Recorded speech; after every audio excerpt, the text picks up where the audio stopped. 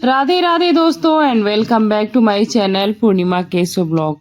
तो जैसा कि मैंने आप सभी को गीता के 7वें अध्याय का महत्व बताया था पिछले वीडियो में कि क्यों सुना जाता है पितृपक्ष में। तो चलिए आज मैं आपको गीता के 7वें अध्याय का अर्थ बताती हूँ हिंदी में। जैसा कि आप सभी को पता होगा कि श्राद्ध पक्ष में तो आप चाहे संपूर्ण गीता का पाठ कर सकते हैं या श्रवण कर सकते हैं, नहीं तो पितरों की शांति के लिए उनका आशीर्वाद प्राप्त करने के लिए और उनकी मुक्ति को मार्ग दिखाने के लिए 7वें अध्याय का पाठ जरूर करें। अगर हमारे पितरों को हमारे तर्पण से मुक्ति मिलती है तो वो हमें हमारे कुल के, हमारे वंश के दीर्घायु होने का और सुमार्ग पर जाने का आशीर्वाद देते हैं। तो चलिए हम आज की पाठ को शुरू करते हैं। पाठ हिंदी में है जो कि मैंने पहले बताया था ताकि हम सभी को अच्छे से सारी चीज़ें समझ में आ सके।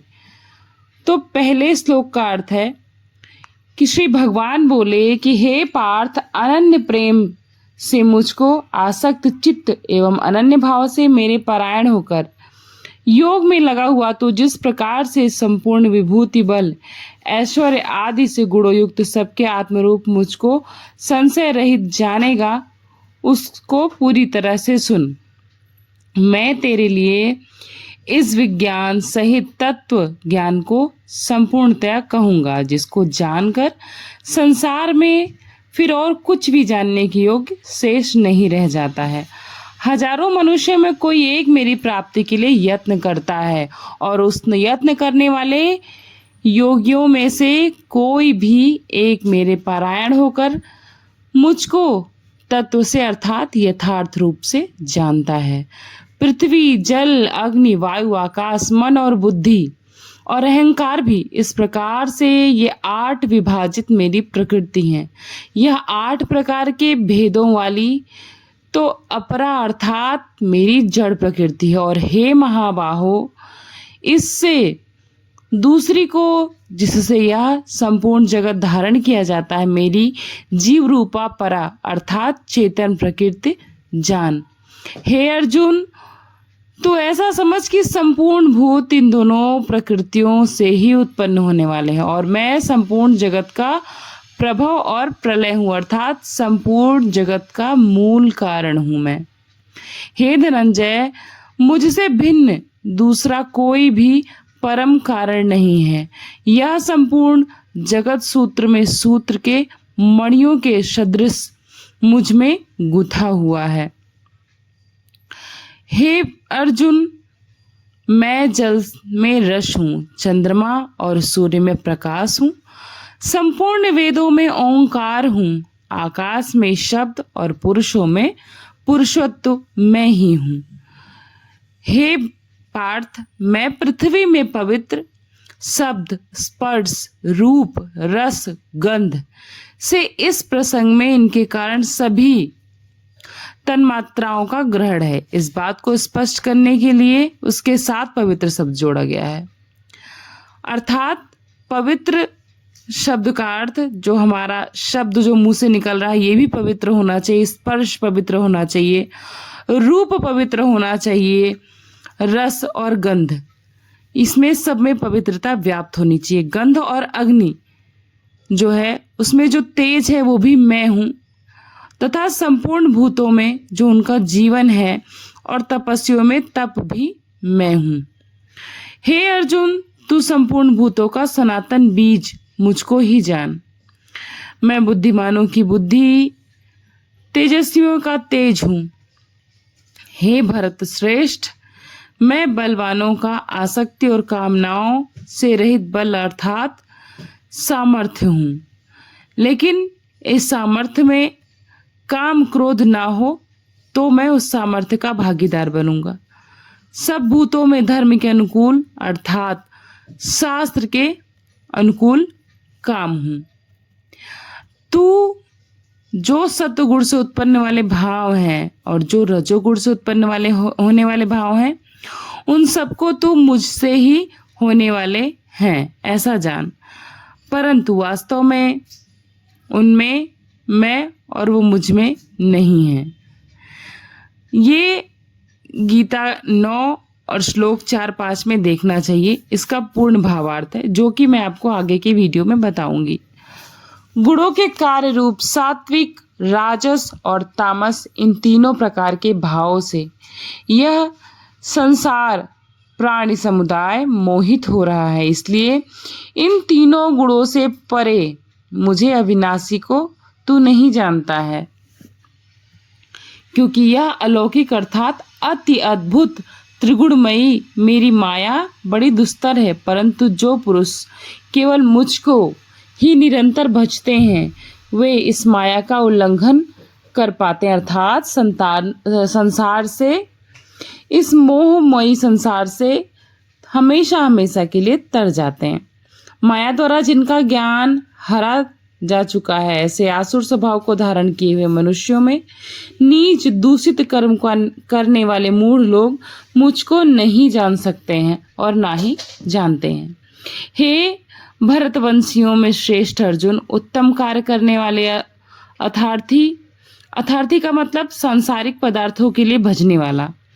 आर्त का मतलब होता है संकट निवारण के लिए भजने वाला। और जिज्ञासु अर्थात मेरे को यथार्थ रूप से जानने की इच्छा से भजने वाला। और ज्ञानी, ऐसे 4 प्रकार के भक्तजन मुझको भजते हैं।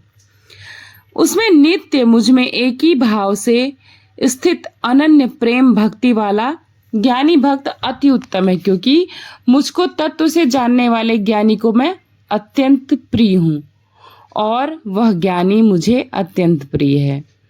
ये सभी उदार हैं, परंतु ज्ञानी तो साक्षात मेरा ही स्वरूप है, ऐसा मेरा मत है। क्योंकि वह मन बुद्धि वाला ज्ञानी भक्त अति उत्तम गति स्वरूप मुझ में ही अच्छी प्रकार से स्थित है। बहुत जन्मों के अंत के जन्म में तत्वज्ञान को प्राप्त हुआ पुरुष सब कुछ वासुदेव ही है, इस प्रकार मुझको भजता है। वह महात्मा अत्यंत दुर्लभ है। उन भोगों की कामना द्वारा जिनका ज्ञान हरा जा चुका है, वो लोग अपने स्वभाव से प्रेरित होकर उस नियम को धारण करके एवं अन्य देवताओं को भजते हैं, अर्थात कि पूजते हैं। जो सकाम भक्त जिस देवता के स्वरूप को श्रद्धा से पूजन करता है, उस भक्त की श्रद्धा को मैं उसी देवता के प्रति स्थिर करता हूँ।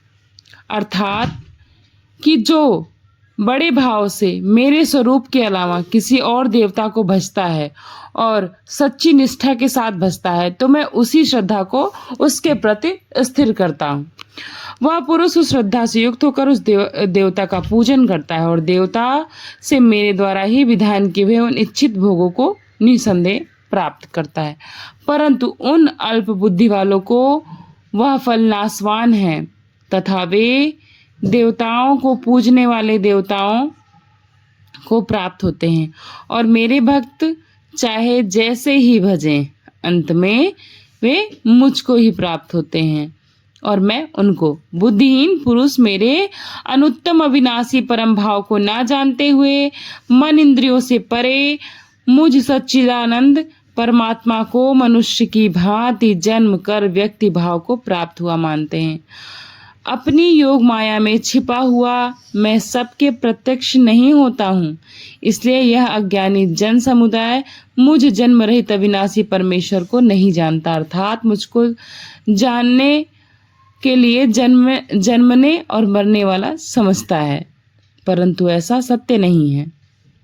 हे अर्जुन, पूर्व में व्यतीत हुए और वर्तमान में स्थित तथा आगे होने वाले सब भूतों को मैं जानता हूँ, परंतु मुझको कोई भी श्रद्धा भक्ति रहित पुरुष नहीं जानता। हे भरतवंशी अर्जुन, संसार में इच्छा और द्वेष से उत्पन्न सुख दुखादि द्वंद्व रूप मोह माया से संपूर्ण प्राणी अत्यंत अज्ञता को प्राप्त हो रहे हैं, परंतु निष्काम भाव से श्रेष्ठ कर्मों का उच्चारण करने वाले जिन पुरुष का पाप नष्ट हो गया है, वे रोग द्वेष जनित द्वंद्व रूप मोह से मुक्त दृढ़ निश्चयी भक्त मुझको सब प्रकार से भजते हैं।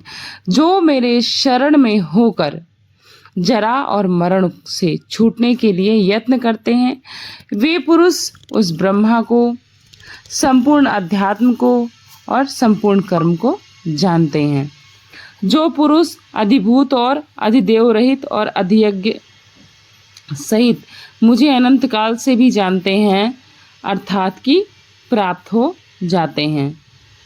तो इस प्रकार 7वें अध्याय का जो मुख्य श्लोक था, मैंने उन सभी का हिंदी भावार्थ यानी हिंदी में अर्थ आप सभी को कह सुनाया और समझाने की पूरी तरह से कोशिश की है। आप अगर समर्थवान हैं तो आप अपने पितृपक्ष में पूरा गीता अध्याय श्रवण कर सकते हैं या फिर कथन कर सकते हैं, आपको पूर्ण फल प्राप्त होगा। यदि कोई भी बाधा है या आप समर्थ नहीं हैं तो आप गीता के इस 7वें अध्याय का अर्थ या फिर अगर आपको संस्कृत समझ में आती है तो श्लोक पूरे पितृपक्ष के दौरान यानी रोज नित्य प्रतिदिन नहा धोकर अपने पितरों को तर्पण देकर अपना पितृपक्ष का नृत्यकार करके उसके बाद आप इसका श्रवण कर सकते हैं या कथन कर सकते हैं। श्रवण करने के लिए आप हाथ में तिल और पुष्प लेकर इस कथा को चला सकते हैं और पूरी कथा श्रवण करने के बाद अपने पितरों को वो तिल और पुष्प अर्पण कर सकते हैं। इससे भी आपको पूरे फल की प्राप्ति होती है। और 7वें दिन यानी कि पितृपक्ष के सप्तम दिवस, पितृपक्ष के सप्तम दिवस में इस 7वीं कथा का बहुत ज़्यादा ही महात्म्य माना गया है। इस दिन आपको सुबह और जब ब्राह्मणों को भोजन कराएं उसके बाद अवश्य सुनना है। इससे आपको संपूर्ण भगवत गीता के श्रवण का फल प्राप्त होता है। तो ये थी आज के 7वें अध्याय का भावार्थ। बस इसी के साथ इस वीडियो को समाप्त करती हूँ।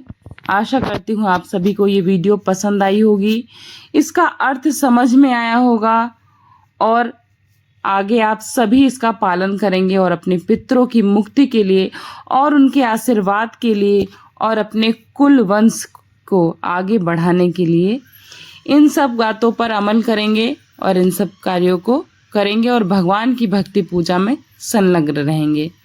क्योंकि भगवान भक्त के होते हैं और भक्त भगवान के होते हैं, लेकिन भाव और श्रद्धा सच्ची और अच्छी होनी चाहिए। वीडियो अच्छी लगी हो तो लाइक सब्सक्राइब करिएगा।